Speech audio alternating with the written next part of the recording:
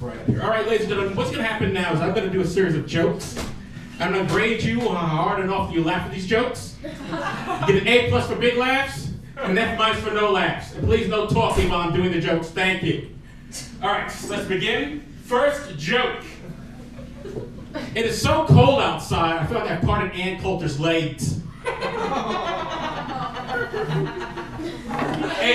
for you, very good.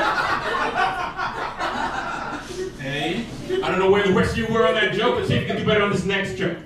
I hate hate crimes laws. I don't think they make any sense. I don't think you should try someone just for what they think. I think you should try someone for what they've done. Like, for example, I don't care that if you hate black people, you hate women, you hate gays, you commit crime. And the point is that if you hurt the person or you commit some crime to them, that's what you should be tried for. Like, I'll give you an example. I'll give you an example for history why I believe this. Take Abraham Lincoln. Abraham Lincoln was killed by John Wilkes Booth because John Wilkes Booth hated Abraham Lincoln. Okay.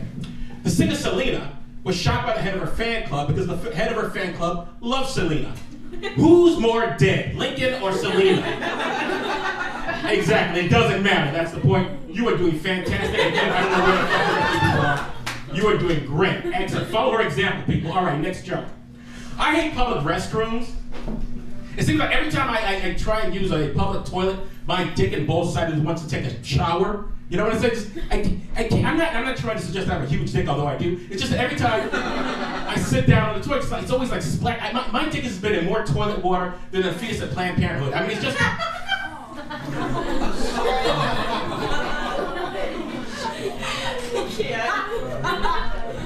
Gotta bring it up, people. Gotta bring it up. All right. She's killing you. All right, next joke. Do we believe in karma here?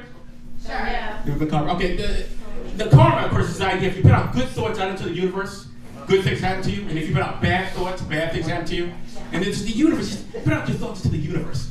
Let me tell you something, folks. The universe is all stars, it's all moons, it's all galaxies. What it's not is your bitch. The universe gives less than a damn about your thoughts, your dreams, your ideas. The universe is like my dad. It had you, and now you're on your own.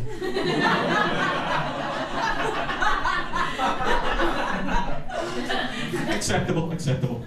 All right, next joke. Have you ever had this? This mostly applies to men, but maybe women can relate to this as well. Have you ever paid for an abortion? You're so grateful the girl was getting, you actually tipped her afterwards. Why is that controversial? People say black men don't tip. I tip. All I want to know is what is the proper etiquette for an abortion tip? Is it like 10% of the abortion, 20%? She's having twins, is that double the amount of the tip? I don't know. You're only fooling yourself. All right. Speaking of abortion, I must say I've always been pro-choice, even as a fetus. Good. Excellent. All right.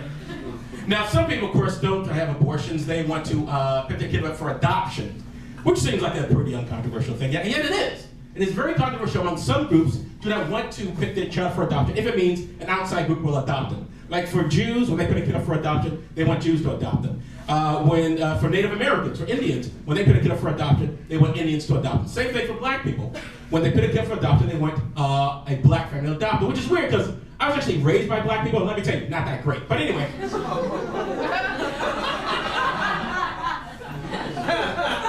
It's not there. But anyway, the interesting thing, I was actually listening to this couple, this man and this woman who had been adopted by white people, and some of their complaints didn't make any sense to me.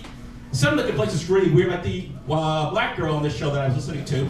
She said her white mother did not know how to do her black hair. That was her complaint about being raised by white people, is that her white mother did not know how to do her black hair.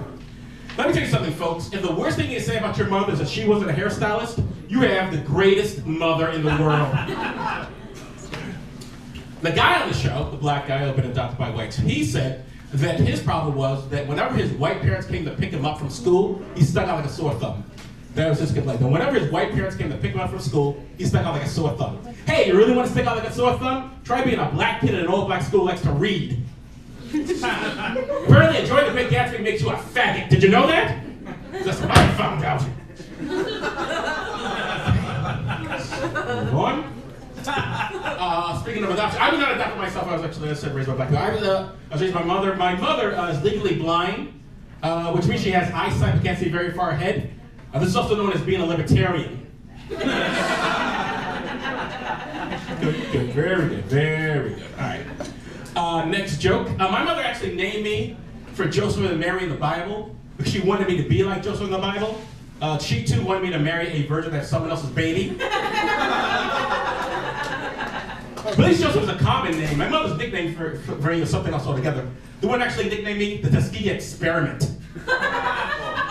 Very excellent. Those are Black history and those on the left. Follow her example, goddammit. This woman knows what's going on. Thank you, dear. Excellent. Another A for you. Oh my God, you're blowing these fuckers away. A+. Absolutely. Very good. Very good.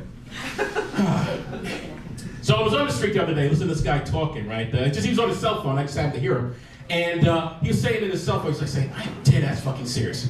No, man, I'm dead ass fucking serious. No, man, I'm dead ass fucking serious.